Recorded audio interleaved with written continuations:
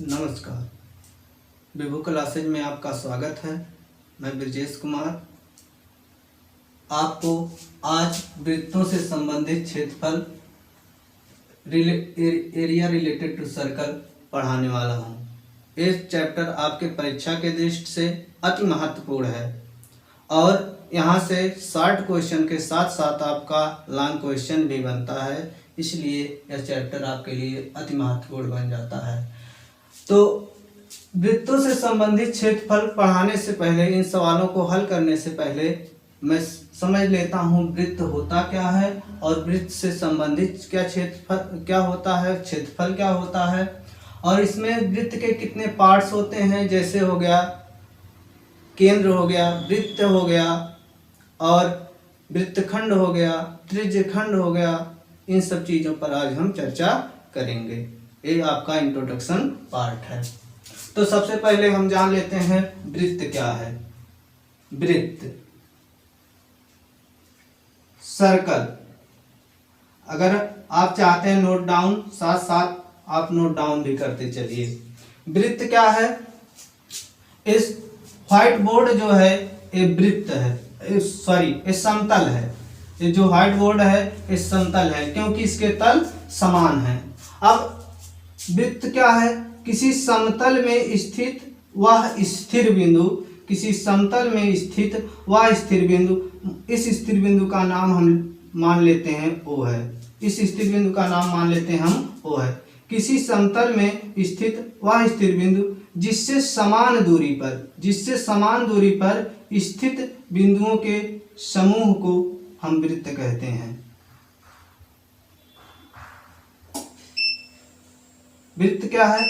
किसी समतल में स्थित वह स्थिर बिंदु जिससे समान दूरी पर स्थित बिंदुओं का ये जो समूह है, समान दूरी का मतलब क्या है? यहाँ यदि ये बिंदु लेंगे तब भी 2 सेंटीमीटर, अगर लिए हैं 2 सेंटीमीटर होगा, ये लिए हैं 2 सेंटीमीटर होगा। इसी प्रकार इन बिंदुओं के समूह अर्थात इस बिंदु पथ अर्थात बिंदुओं के से जो बना मार्ग है, इसी मार्ग को क्या कहते हैं? हम वृत्त कहते हैं। एक बार और सुन लीजिए, वृत्त होता क्या है?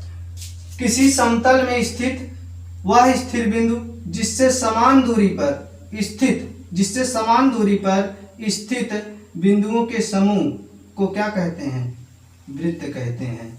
बिंदुओं के समूह को हम क्या कहते हैं? वृत्त कहते हैं। और जो स्थिर बिंदु अभी के बोले हैं, इस स्थिर बिंदु को हम क्या कहते हैं? केंद्र कहते हैं। इस स्थिर बिंदु को केंद्र कहते हैं। केंद्र को हम सामान्यतः O से व्यक्त करते हैं। अब आगे हम बढ़ते हैं, बताते हैं त्रिज्या क्या होता है। त्रिज्या,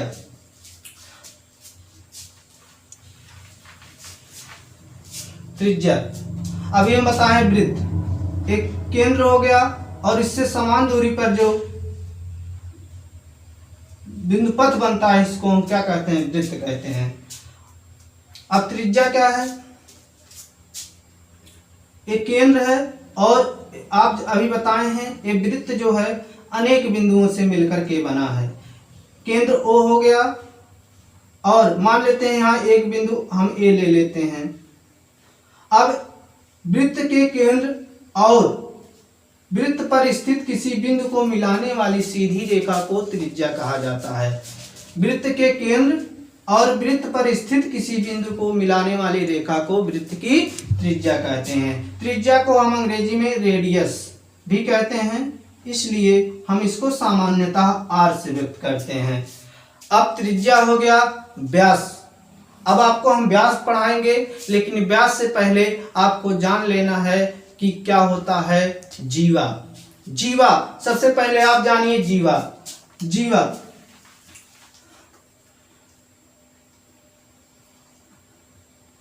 अभी हम आपको बताए हैं वृत्त और वृत्त के केंद्र और वृत्त पर स्थित किसी बिंदु को मिलाने वाली सीधी रेखा को हम क्या कहते हैं? त्रिज्या कहते हैं। लेकिन अब केवल वृत्त पर यदि लें, केंद्र को छोड़ दें, वृत्त पर स्थित दो बिंदु लेते हैं। वृत्त पर स्थित दो बिंदुओं को मिलाने वाली रेखा को जीवा कहते हैं। जीवा कार्ड। वृत्त वृत्त पर स्थित किन्हीं दो बिंदुओं को मिलाने वाली रेखा को जीवा कहते हैं। जीवा, हम यदि केंद्र की तरफ बढ़ेंगे जीवा का मान बढ़ता जाएगा, केंद्र की तरफ बढ़ेंगे जीवा का मान बढ़ता जाएगा, और केंद्र से जैसे जैसे हम केंद्र से दूर हटेंगे जीवा का मान घटता जाएगा। एक स्थिति आएगी जब केंद्र पर हम पहुंच जाएंगे जीवा का मान अधिकतम हो जाता है, जीवा का मान अधिकतम हो जाता है। इसी वृत्त की सबसे बड़ी, जो जीवा केंद्र से होकर के गुजरती है और वो वृत्त की सबसे बड़ी जीवा होती है, और इसी वृत्त की सबसे बड़ी जीवा को व्यास कहते हैं। वृत्त की सबसे बड़ी जीवा को व्यास कहते हैं। व्यास को हम सामान्यतः डी से व्यक्त करते हैं, क्योंकि इसको अंग्रेजी में डायामीटर बोला जाता है। डायामीटर और जो व्यास डायामीटर डी होता है वो वृत्त के त्रिज्या का 2 गुना होता है। 2 गुणे त्रिज्या अर्थात जीवा डी बराबर होता, व्यास बराबर होता है 2r। इसको लिख लीजिए, व्यास बराबर होता है 2r। यदि r बराबर 2 सेंटीमीटर है, तो व्यास बराबर क्या हो जाएगा 2 गुणे r, अर्थात 2 गुणे 2, क्योंकि r का मान क्या है 2, यानी 4 सेंटीमीटर हो जाएगा। यदि इसका मान 2 सेंटीमीटर है, व्यास का मान 4 सेंटीमीटर हो जाएगा।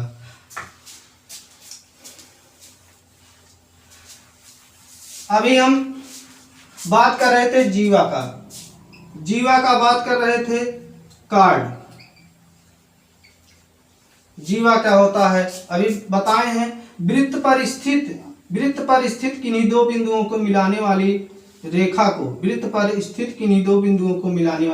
को जीवा कहते हैं। और अभी बताए हैं वृत्त की सबसे बड़ी जीवा क्या होती है। वृत्त की जो सबसे बड़ी जीवा होती है व्यास होती है। वृत्त की सबसे बड़ी जीवा व्यास होती है, क्योंकि केंद्र से होकर जाता है। अब बात करते हैं जीवा पढ़ लेने से केवल काम खत्म नहीं हो जाता है, जीवा बहुत ही महत्वपूर्ण भूमिका निभाता है। जीवा होता है क्या, अभी बताए हैं वृत्त पर स्थित 2 बिंदुओं को मिलाने वाली रेखा को वृत्त की जीवा कहते हैं। ये वृत्त की जो जीवा है वृत्त को 2 भागों में बांटती है। वृत्त की जीवा वृत्त को 2 भागों में बांटती है। एक देखो छोटा भाग हो गया, ये छोटा भाग हो गया, एक देख रहे हैं आप ये बड़ा भाग हो गया। वृत्त की जीवा वृत्त को 2 भागों में बांटती है। प्रत्येक भाग को क्या कहते हैं, वृत्त खंड कहते हैं। वृत्त की जो जीवा है वृत्त को 2 भागों में बांटती है, और प्रत्येक भाग क्या कहलाता है, वृत्त खंड कहलाता है, सेगमेंट ऑफ सर्कल। छोटे भाग को, ये जो छोटा वृत्त खंड है इसको लघु वृत्त खंड कहते हैं। छोटे भाग को लघु वृत्त खंड कहते हैं, और ये जो बड़ा भाग है इसको दीर्घ वृत्त खंड कहते हैं। इसको दीर्घ वृत्त खंड, ये छोटा भाग लघु वृत्त खंड, ये बड़ा भाग जो है इसको दीर्घ वृत्त खंड कहते हैं। अब आगे चलते हैं, बात करते हैं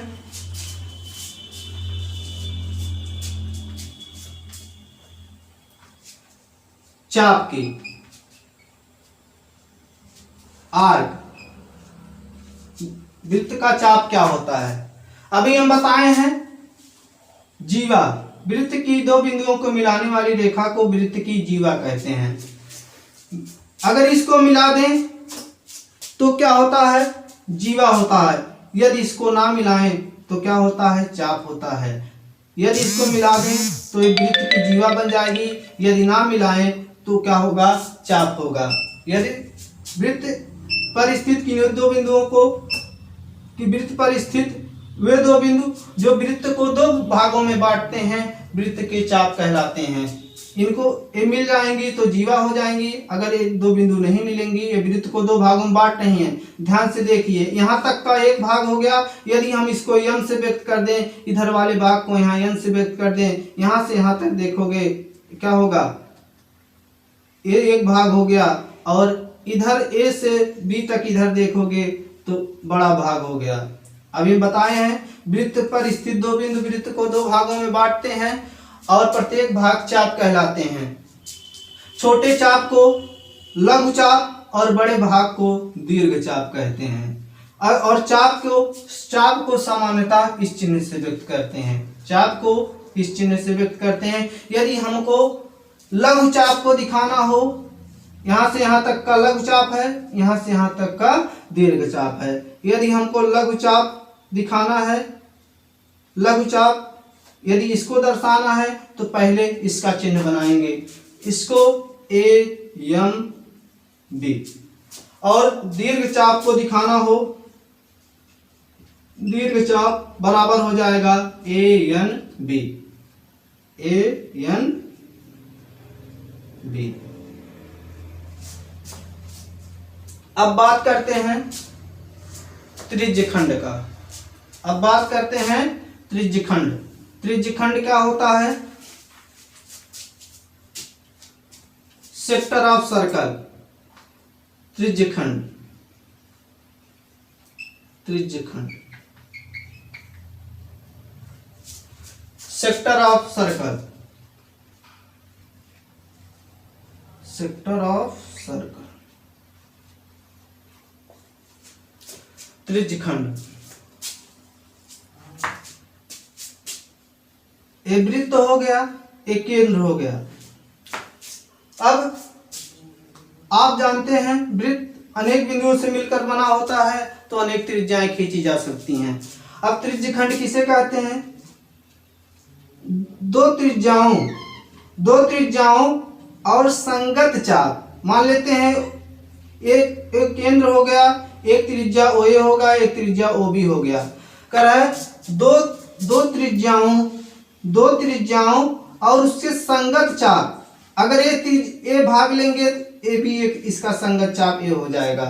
करा दो त्रिज्याओं और उसके संगत चाप के बीच के स्थान को हम त्रिज्यखंड कहते हैं।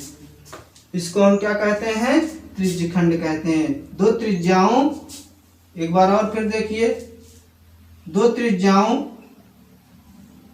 त्रिज्याओं और संगत चाप, अर्थात इसके अंदर दो त्रिज्याओं के अंतर्गत जो चाप आएगा उसी को हम संगत चाप कहते हैं। दो त्रिज्याओं और उसके अंदर जो संगत चाप होता है उसके बीच का जो भाग होता है उसी को क्या कहते हैं? त्रिज्यखंड कहते हैं। अब देख रहे हो, अभी कहोगे ये संगत चाप है तो ये भी तो चाप बन रहा है। हाँ, ये छोटा चाप लिए हैं इसलिए ये छोटा त्रिज्यखंड बना। अगर बड़े वाले को देखना है तो ये भी देखो त्रिज्या है और ये चाप लेंगे तो ये दीर्घ त्रिज्यखंड हो जाएगा। ये लघु त्रिज्यखंड और इस भाग को लेंगे तो ये दीर्घ त्रिज्यखंड हो जाएगा। अब इससे संबंधित क्षेत्रफल संबंधित कुछ सूत्र हैं, उसको देख लीजिए। उसको देखने से पहले आप परिधि जान लीजिए, वृत्त का क्षेत्रफल जान लीजिए और इससे संबंधित सब क्षेत्रफल बता रहे हैं। देखो परिधि क्या होता है? परिधि, वृत्त का परिधि, circumference of circle, circumference of circle, circumference of circle, circumference of circle. वृत्त की परिधि क्या होता है? वृत्त की परिधि, वृत्त के परिमाप को ही वृत्त की परिधि कहते हैं। परिमाप का अर्थ जान लीजिए। परिमाप का मतलब जो भी आकृति हो उसके बाहरी भाग, परिमाने होता बाहरी भाग, माप माने परिमाने चारों तरफ अर्थात बाहरी भाग, उसका ही माप क्या होता है? परिमाप होता है। यही इसका परिमाप है। और इसी परिमाप को वृत्त का जो परिमाप होता है, वृत्त के परिमाप को ही वृत्त का परिधि कहते हैं।